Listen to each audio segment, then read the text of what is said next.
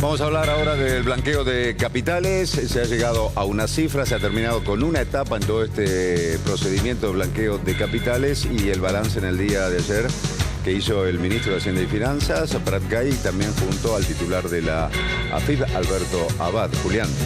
Y Claudio, bueno, el gobierno no es que festeja el blanqueo puntualmente, pero sí sabemos, por diversas cuestiones, puntualmente por algunas fuentes que están dentro del gabinete económico, que la realidad es que la cifra que se ha registrado, 4.600 millones de dólares para esta primera etapa, bueno, ha cumplido en parte con las expectativas. Recordemos que hay tiempo hasta el 21 de noviembre para ingresar dinero en efectivo en lo que son las cuentas especiales del blanqueo, pero que ya no se pueden crear nuevas cuentas, es decir, hasta el 31 de octubre se podían crear lo que serán estas cuentas especiales y a partir de allí hasta el 21 de noviembre hay tiempo para ingresar lo que es el dinero en efectivo. 90% del dinero que ingresa en efectivo lo hace en dólares y solo 10% en pesos o en alguna otra moneda, y en este sentido hay quienes estiman que de aquí hasta el 21 de noviembre podrían ingresar otros 4.000, 3.500 millones de dólares aproximadamente, es decir que se terminaría redondeando una cifra de aproximadamente 8.000 millones de dólares. Uno se pregunta, ¿es mucho o es poco? Bueno, en un contexto donde se vienen dando blanqueos a lo largo de los últimos años, recordemos que en algún caso el blanqueo allá por el año 2009 había arrojado una cifra bastante parecida a esta, pero que un blanqueo que se hizo después en el año 2013 ya arrojó una cifra del orden de los 2.500 millones de dólares. Pero yo creo que el dato central era el que daba hace algunos minutos, es decir, hasta fines del año pasado en la Argentina, en el sistema bancario, había depositados en dólares 8.000 millones. 8.000 millones de dólares eran los depósitos totales en dólares dentro del sistema financiero. Si el gobierno obtiene en apenas algunos meses otros 8.000 millones de dólares, está duplicando la cantidad de dólares que tiene el sistema financiero en apenas algunos meses y en un contexto obviamente donde hay un perdón fiscal, hay un perdón. ¿Qué sucederá con el valor del dólar?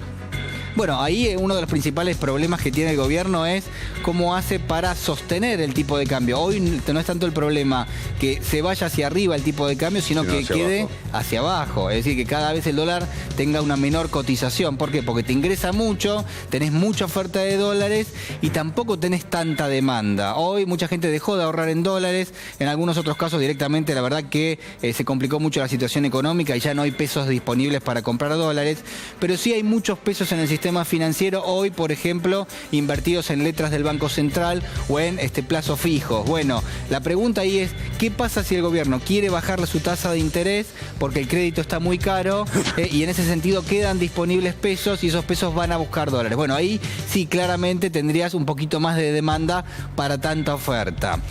Con respecto al blanqueo hay que recordar que en el día de hoy arranca lo que es esta segunda o tercera etapa, de acuerdo como quien lo analice, de lo que es un blanqueo, en este caso para lo que son bienes registrables, tanto bienes muebles como inmuebles, autos, terrenos, lotes en general, casas, departamentos, embarcaciones, bueno, todo esto que no esté declarado a la AFIP, bueno, este es el momento para hacerlo. Lo que dicen algunos es que, bueno, que se va a dar un blanqueo del orden de los 20.000 millones de dólares solamente en estos bienes registrables, es decir, solamente en cuestión de inmuebles, de casas, etcétera, y la AFIP ya ha dado un empujoncito porque lo que dice es, tenemos la dirección, tenemos los datos de 800 propiedades de argentinos en los Estados Unidos y 1.500 propiedades en Uruguay. Entonces, atención con este dato y también para todo aquel que pregunta por las redes sociales o nos pregunta aquí en el canal si quien tiene una caja de ahorro, una cuenta corriente con algunos pesos,